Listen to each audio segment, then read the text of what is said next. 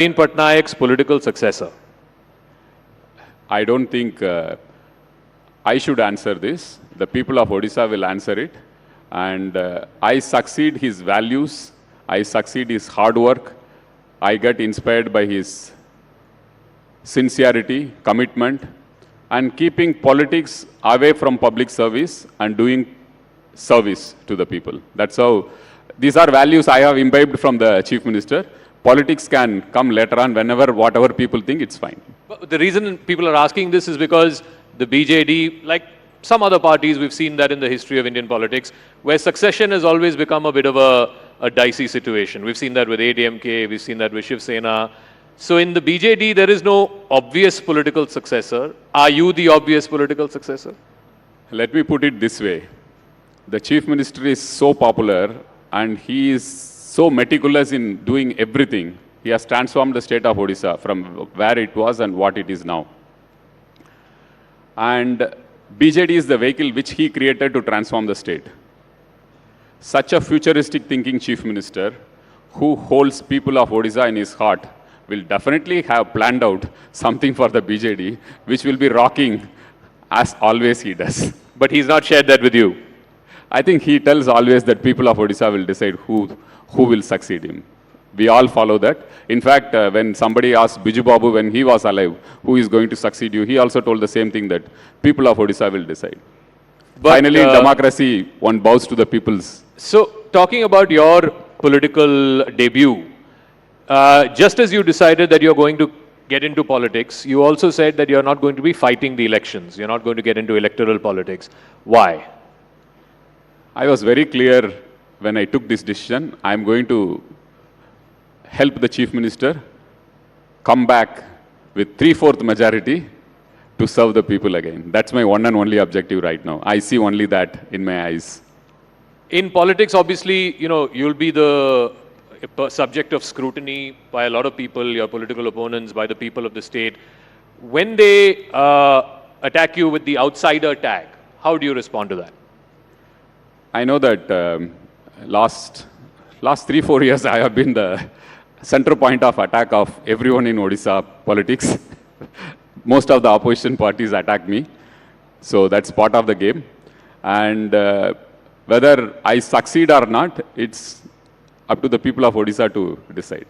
But when they say that you're originally not from there, you're from Tamil Nadu, they have to come and see some of the meetings which I have with the people and the emotions which they pour out when they see, when they interact, or when they talk to me. I think that will clarify how they hold me, whether they hold me as one of theirs or whether they hold me as an outsider. It's the people of Odisha who finally decide. But, I mean, you're also a fluent Odia speaker by virtue of your bureaucratic career, of course. You're married to a Odia, a native. But beyond that, for people to accept somebody who is from a different state, I mean, the only comparable example I can think of, and probably you'll relate to this, is MGR. Coming from one state and contesting in another state, even Jayalalitha to an extent. What is it about our people in India, in different states, that they wholeheartedly give love to even someone who may not be originally from their place, but are considered one of their own? People are very smart and intelligent. If Nabin Patnaik has succeeded so many years in Odisha, it's because people see his clear heart. He has heart in the right place. And they know that this guy wants to change Odisha, transform Odisha, and he is spending every minute of his time for Odisha and its people and its growth. So when people are so intelligent and smart, they will judge what is what and who is who. And that's how I think the connect which I have with people is the same. The connect that you have with the people is the same, because people believe that you are wanting to do this as a service and not, but that's what all politicians say. So time will tell that, whether I have meant what I say or whether I have some other hidden agenda, time will say. But I leave it to the people to judge whether I stand by the service mind which I got from the Chief Minister. So you did say that Odisha has transformed, no doubt, in the last 20-25 years. It has transformed as a state. And I want to deal with both ends of it. At the welfare end, at the lower end, obviously there are various programs that Naveen Babu has launched, from Kalia to the BSKY program, the Mission Shakti. Now, over the last year or so, there has been this whole thing in politics, this whole narrative and counter-narrative, that many of these things are freebies or reveries. How would you respond to that? There are some things which one should call it as responsibilities of a welfare state. Health, education, taking care of food security of the vulnerable people. All these one should, even United States does, take care of health, take care of education. You have public schools, you have public hospitals. What the Chief Minister has done is, why there should be a quality difference between a public school and a private school. He invested in public schools, transformed the public schools, like private schools are better than private schools. I'll be happy to share that we have about 8,600 high schools in the state. We have transformed all the 8,620 high schools in the state. We don't have blackboards in these schools. We have smart boards like these, digital boards in these schools. And we have science labs, class science labs, modern laboratories, libraries, e-libraries at high school level. So he wanted to empower the people of Odisha to make them dream big for their children, because 70 to 80% of the children will always be dependent on public schools. So he transformed the public schools and made it as good or better than private schools. He also transformed the hospitals, public hospitals, government hospitals, as good as or better than private hospitals. So this is where he spends money. So health, education, food security, these are things which any government should do for its population, and people are happy about it. And if you want to take the state to the next level, 70% of the population who are dependent on public institutions should have the best access to public institutions. When you do that, you actually empower the people and make them dream big. That's when a state will go forward. I also want to ask you about the Sri Mandir Parikrama project, which is the temple heritage corridor project, the restoration of the Puri Jagannath temple, as well as other temples. You were telling us a short while back, there are 10,000 temples that have been revived and restored in the state. How would you respond to the charge that why should a secular state be in the business of restoring or reviving temples? I think it's part of our culture. Temples reflect, temples are an integral part of your culture. It reflects your history. You draw strength from your faith you have on these temples. You get peace there. So it is but natural for a government to honor the faith of people. In a democracy, people's faith is reflected in vote. When you are voted to serve them, it's important that you honor their faith. If Muslims have faith in mosque, restore their mosque, restore their burial grounds. If Christians have faith in churches, restore their churches which are broken during cyclone. Odisha is prone for cyclone. If Hindus have faith in temples, restore their temples. If Sikhs have faith in Gurudwara, do that. And we have a huge tribal population who have faith in their tribal gods. The Chief Minister has restored almost every symbol of religious institution of the tribals as well. So it is honoring the faith of people.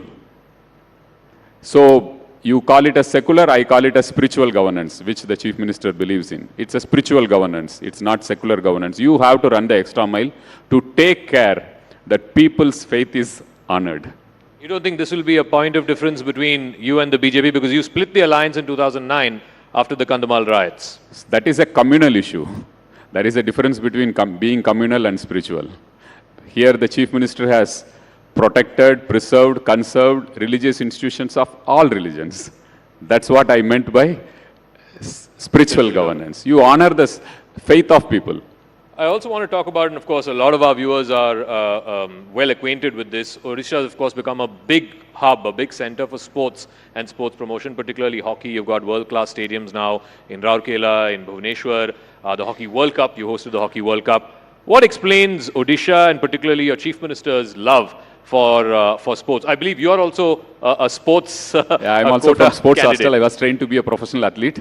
I left I was a middle distance runner and left halfway through because my father asked me whether you want to continue as a sports person and end up in railway stations as TTE after playing nationals, or you want to go little further. That was the ecosystem which sports has. Unfortunately, fortunately we have improved a bit on it, but still a long way to go for India to make our sportsmen into professional sports.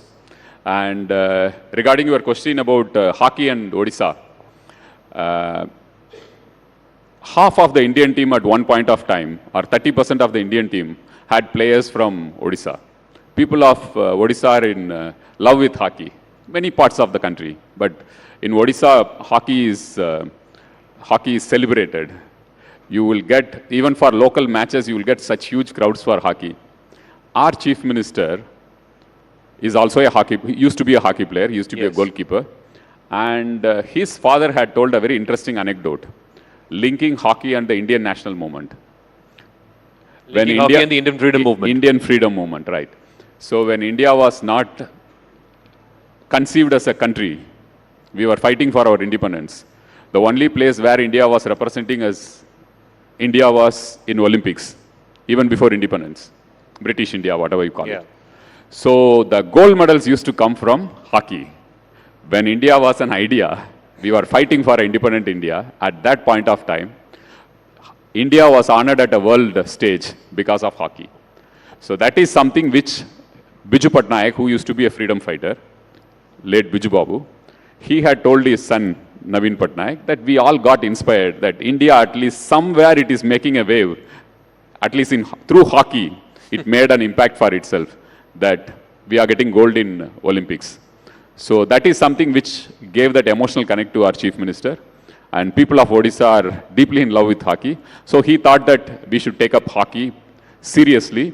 And we are the only state, perhaps in the world, who is supporting a national team. A provincial government supporting, sponsoring a national team. Generally, a national team is sponsored by corporates. The chief minister wanted that, well, let's send a message. This game has contributed for, at least indirectly during the Indian national movement, to make Indians feel proud about something when they were fighting the British. So perhaps that is the reason why he took it up as an emotional thing, and it gelled well with Odisha. All right. So in fact, Odisha sponsors both the men's and women's hockey teams. So can we Senior have a round and of junior. Senior and junior. So that is an incredible thing. It's generally corporates who sponsor teams, but here you have a state government sponsoring. So finally, Mr. Pandian. And after 38 years, 40 years, India won a medal in last Olympics in Beijing. Correct. After Odisha sponsored. Of course, the credit goes to our players, the support team and everyone, but Odisha had a small role in that. Odisha had a small role in India getting a medal after 3 decades. So finally, is Mr. Pandian, the middle distance runner, ready for the long distance marathon of politics? I take one day at a time. I don't see anything long term. In human life, you should take one day at a time, not then you are stressful. This is something which I learned from our chief minister. Very spiritual. Take next minute. Live in the moment, present moment. So for this day and for the last 25 minutes, Mr. Pandian, thank you very much for joining us here at the Rising Bharat Summit. Thank you. Ladies and gentlemen, can we have a round of applause? Thank you so much for that very important advice. Live each day. 21वीं सदी भारत की सदी है। 125 करोड़ देशवासियों के परिश्रम के बल पर Bharat fastest growing major economy बन गया। 10 वर्षों में हमने अपनी अर्थव्यवस्था में $2 ट्रिलियन और जोड़ दिया। मुझे पूरा विश्वास है भारत पूरी दुनिया के सामने एक मिसाल बनकर के उभरेगा। Watch PM Modi share his thoughts on Dream Sports presents News 18 Rising Bharat Summit in partnership with Hindustan Times, 19th and 20th March, only on News 18 Network. Good afternoon, hello and welcome. You're watching CNN News 18 with me, Poonam Burde. What we are getting to you comes from Bengaluru in Karnataka. A shop owner in central neighborhood of Bengaluru faced an alleged assault for playing religious songs in the speaker inside his shop. He later was claimed that a group of men attacked him and started accusing him of disturbing prayers at a nearby mosque with loud music. Now, 2 people have been arrested today. That brings the total number of arrests to 5 in this particular case. But that has not stopped the anger to pour out on the streets. BJP leaders and supporters, pro-Hindu groups also joined a rally near the shop where they chanted the Hanuman Chalisa. Remember, yesterday, BJP's Tejasvi Surya had given an ultimatum to the police that all accused need to be arrested by 12:30 p.m. today or they will stage a mega protest in Bengaluru. That call has triggered this kind of protest. And there you see Tejasvi Surya himself leading that protest outside the very store where that attack took place.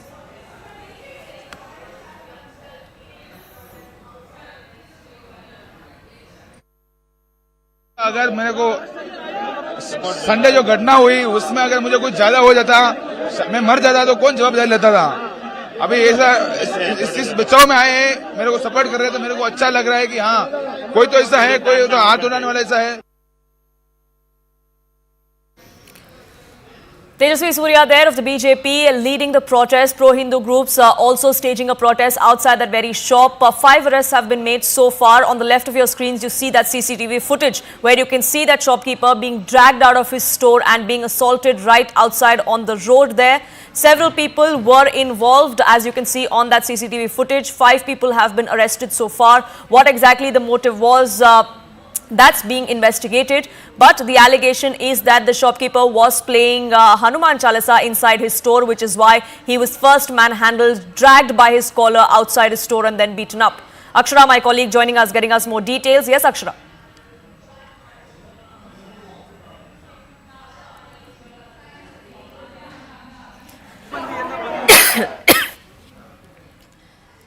Akshara, if you can hear me, are those protests still going on? Absolutely, huge crowd has gathered here in front of the shop where this protest